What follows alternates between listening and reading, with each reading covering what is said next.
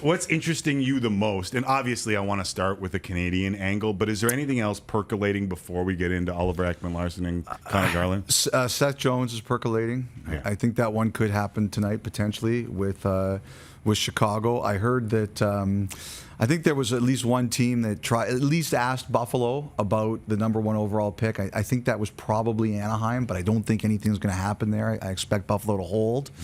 But the Jones one is, as you see the highlights now, like them in Chicago have been working on this. It was on and off. First, it was, Columbus asked about Doc and DeBrincat, and Chicago didn't want to do that. They said no on either. They saw that as more of a lateral move than a move that could make them better. I think they re-engaged. I think they're talking about some of Chicago's top prospects and young players, the Lucas Riddells, the Kurashevs, the Mitchells, the Boquist, plus picks. We'll see where that goes, but I know they were grinding towards it, and I do believe Chicago is one of the cities that Seth Jones would commit to. I was interested in that part of it because obviously Seth Jones is a really good player, and a lot of teams would be in on it, but all we've heard all along is Chicago. Philly took a big run at him, and I do think there was a trade there, and he just wouldn't give the commitment long term. Philly couldn't get it, so they were unwilling to make the deal, and they turned to Ryan Ellis and eventually Rasmus Ristolainen. But I think Chicago, I think the teams that probably could have signed him long term if they wanted to were Chicago, Dallas, Colorado, and maybe LA. But Dallas and Colorado, I don't think we're going to be in position to do what he wants to do, and Chicago certainly is. I say this lovingly. Canucks Twitter is absolutely crazy, and you can never get a consensus on what a deal is. What did you make of the Oliver Ekman-Larsson deal? Well, I mean, my head exploded. Yeah. To be honest, there have been some rumblings over the past couple of weeks that the Canucks would be interested in an OEL Connor Garland package. And I sat there and I would say, how on earth are we going to get there? Right. And, remember last year when Ekman-Larsson was first available, there were 2 teams he agreed to go to, and they were Vancouver and Boston. So clearly he wanted to go there. And then, when the news started leaking out today, and then I started to hear, initially I heard, I look at things, initially there was a rumor that Holtby was part of this deal too. He isn't. But, basically Vancouver threw away all their cap problems this year for 3 draft picks, including the 9th overall pick tonight, and 12% of Ekman-Larsson's contract. Garland's negotiation will be interesting. I believe there was one contract discussion between the Coyotes and Garland, and the Coyotes, I think, just figured at that time they weren't going to be able to do it. So we'll see what goes there. I think he's a heck of a player. I think the Canucks fans are going to love him. To me, the whole key to this is Ekman-Larsson regaining his form. He got stale in Arizona. He did. Him and Tocchet didn't see eye to eye. So I think he sometimes in our lives, like Tim, we've been in a place for a long time and need a change. It's going to give him a change. I heard their exit meeting this year was really short. It was basically, I need to go, you need to go, we need to move on. And I think, this is Ekman-Larsson's best chance to regain his form is go somewhere and get renewed enthusiasm, and he clearly wanted to play in Vancouver. Whenever I bring out the reporter's notepad, it means that there's some sort of breaking news, and I jotted a bunch of things down. Some of them were contracts and expiring deals. The one thing I wonder is Jim Benning done, or is Nate Schmidt next? I still think I think they will try to move Schmidt. The thing is, I think there's some defensive dominoes. I think it's Jones is one. I think that I'm going to turn that over. Jones is one. Turned his phone over. I think another one is going to be Dougie Hamilton. Yeah. I think another one is Alec Martinez. And I think once those guys, Ristolainen went today, Ekman-Larsson goes today. Right. I think once those 3 guys, and Ryan Suter. I think once Ryan Suter and all these guys settle down, then I think it'll be Nate Schmidt's time to figure out where they can send him. Jesse's been trying to rhyme things with Shane Wright's name to find the tankin' for or the losing for. Did you come up with anything, Jesse, over there? Yeah, okay, let's go through it here. Flight for Wright?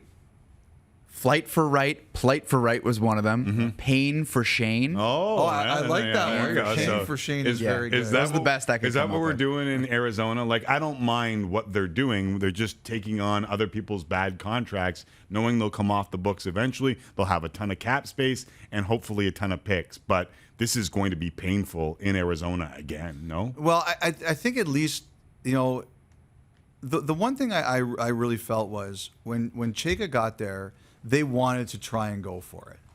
Right. And so that's what they did. Now, it didn't work, and they got the penalty, and then they looked at the new ownership said, you know what, it didn't work, and now we've got to try to strip it down and try something new. So that's what they're doing. And the only thing I really feel, Tim, is that if you're going to do this, stick to the plan. Right. You can't half Yeah. Bleep it. bleep it. You Yeah. can't. Half donkey. You have to do it. You have to commit to it, and that's the thing. You know, like Arizona had a plan, and they're doing their plan. Now they got to stick to it. What does Marc Bergevin do with Shea Weber's cap space? I think they're going to take a big run at David Savard. I think that's the guy they've targeted, and I think that unless they trade for his rights, they can't sign him until Wednesday.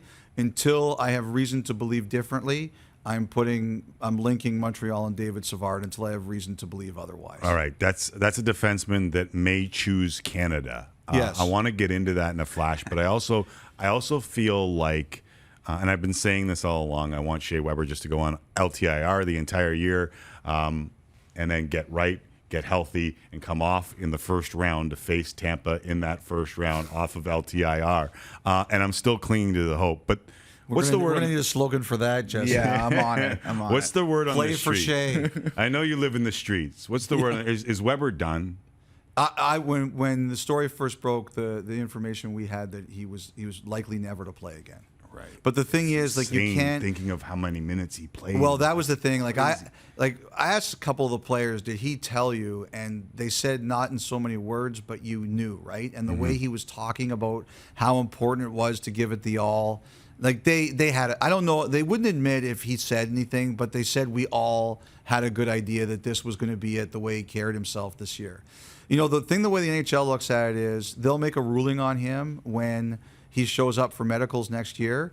But the fact is, what the NHL can do is consistently send him to see a doctor, Right. just to make sure that the doctor says, nope, he can't go. Right. Are we on the hard out, Dobbs? Okay, two quick ones here then for each. Does Giordano, and I know it broke the hearts of many of Calgary fans that like good human beings, but does Giordano leaving make Gaudreau signing more likely I don't know or if those, easier? I don't know if those. Wouldn't say easier. I don't know if those two things are related, Tim. Okay. I think Calgary's a very active team. I think they're you think really. They I think turn that, on Gaudreau? Could Could they turn the page on Gaudreau? they could. Yeah. But I think both things are possible. I think a trade is possible, and I think a re-signing is possible. I think Calgary, I think this was a really hard emotional week in Calgary this week. I think I think they did the right thing. They couldn't give up a first and a third to keep Giordano, but that doesn't mean anybody felt any better about it. And, I think Calgary's going through a lot of philosophical decisions. What does this mean? Where are we going to go? And especially with guys like him and Monahan the last year of their deals, I think they're thinking about some pretty big decisions about the future of their organization. Yeah, that division is so seductive too because it could be up for grabs based on. It's weird, on paper it looks like the weakest division, right? Yeah. And I think that factors into the choices that Edmonton's making. I think it factors into these choices that Vancouver's making. Yeah. I think they see the same things we do. All right, one last one, and it's a quote from Sportsnet.ca. Elliotte Friedman got a quote. One GM said Thursday that he's hearing more and more from players that they prefer not to play in Canada. It's a real thing, he said, mentioning taxes, social media, and tighter pandemic restrictions. I'm not sure enough fans soak this in. We've been talking about it for a while here. This is real, right?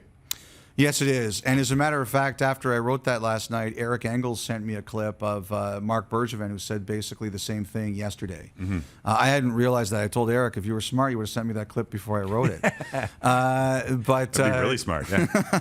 but I do think it's a thing. They talked about, like you said, the taxes, the social media, talking about the pandemic is like a third rail because people go crazy about it one way or the other. But I definitely think it's. Do you think it's a Larsson? thing. You think Larsson taking Yes. all that heat for being Yes. traded for a Hart Trophy? One of the Oilers players told me that. They said, there were some other things too. Clefbaum leaving, his friend, his father passed away, went through a very difficult time. But the one for one thing, the fact that it was always there, one of those guys told me he was never comfortable. He thought that would go away eventually, and it never did. Yeah, I felt the same way about that, and I wondered if it. Listen, you can leave because I know your phone is blowing up right now. So if you want to just walk out, I appreciate you. I love you.